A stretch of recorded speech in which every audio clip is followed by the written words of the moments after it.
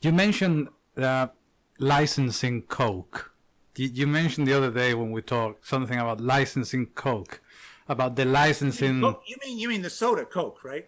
No, licensing Coke. Oh, Coca-Cola. No. Oh, the drug.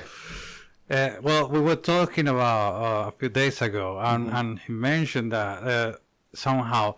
But there is so you mentioned several things about the licenses. You say that industry, your industry was a gentleman's game. People, when they found problems with licenses and patents problems, they would solve it like gentlemen. But there was also this licensing game in which it became like a licensing Coke, like an addiction game, because you will make money out of licenses, right? You remember? I see.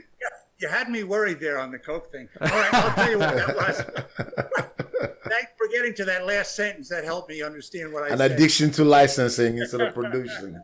Okay, you mentioned two things. One is that it was sort of a polite business. Now, you remember that in the 80s or so, Kodak and Fuji and Agfa, they were pretty aggressive competitors. Okay, Yeah. We were bidding against each other for Olympics. We lost that to Fuji, for example.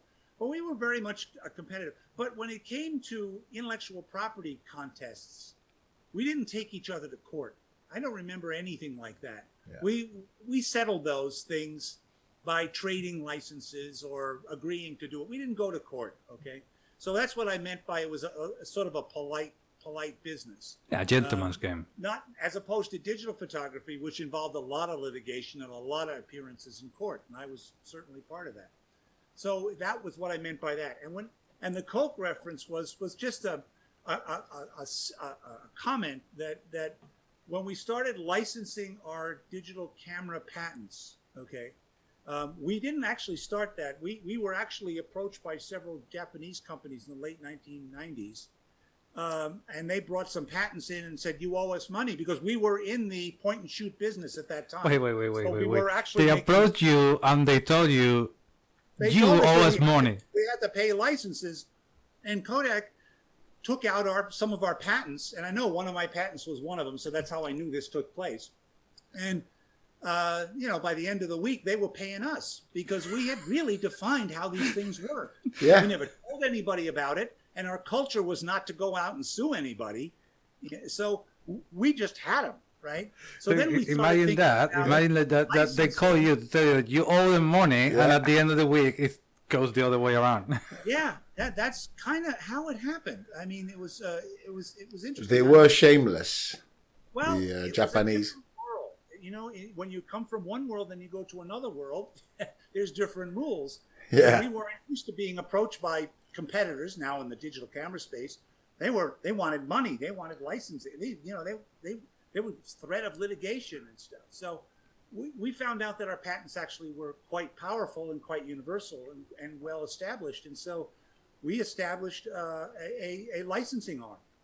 And we started going out and going to companies and asking for money. I can help to think that there was a lot of harakiri going on in Tokyo in those days. That week, a few fingers were lost that week.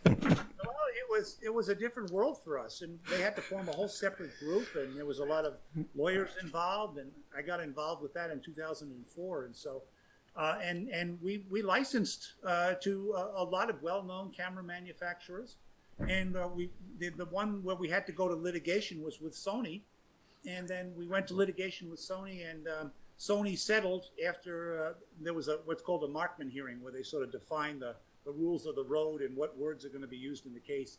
And it was ruled pretty favorably for Kodak. So then they settled after that. And then we went after Samsung and Hitachi and Apple and all of those. Wow. And it went on throughout the 2000s, and they made quite a bit of money. And so the comment about the drugs, so as to not to get me in trouble, was just a statement that said, and it's been said by other people, but about licensing, it sometimes gets to be like a corporate cocaine. That is, it's something that you get addicted to because it's such beautiful money. I mean, what happens is they just agree to send you several $100 million, and it shows up in your bank account. Yeah. Yeah, no, it makes sense. I understand. It's like a Plus, often must be some- like a cocaine rush. Yeah. and so Free it's money. quite addictive. And so once you start licensing, No free the money. corporate management, They work very hard. I mean, all of you in Kodak work really hard. yeah. Really, so really hard. that's the cocaine reference. So I mean, the golden egg of put myself Kodak. here, you know. The golden egg of Kodak is its R&D. Yeah, It's an unbeatable R&D. That's people the like golden Steve, egg. people like Steve Yeah, Sasson. it's their R&D. Now, at the end of the day, if you can make money by licensing it, you know, why not? Absolutely. Just to confirm, you never lot of receive companies do that. I mean, a Kodak nicely wasn't the cut only finger, one, right? Because Kodak hadn't traditionally done that, and then they had to go and start doing that in the late '90s and early 2000s. Yeah. How old were you when you invented the digital camera? 25. Wow. See? That's amazing. You know how it feels like to me? It feels like, okay, imagine that you can go back in time, all right?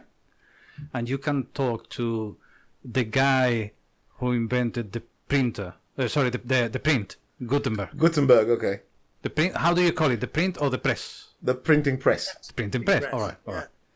So to me, talking to Steve Sasson, it feels like if any of you millennial ungrateful little bastards were able to travel in time and were able to talk to the guy who invented the printing press, Mr. Gutenberg. I'm talking to the guy who invented the digital camera. That's amazing. Yeah. If you want some more of this, subscribe. If you like it, press like. But we prefer if you subscribe. All right.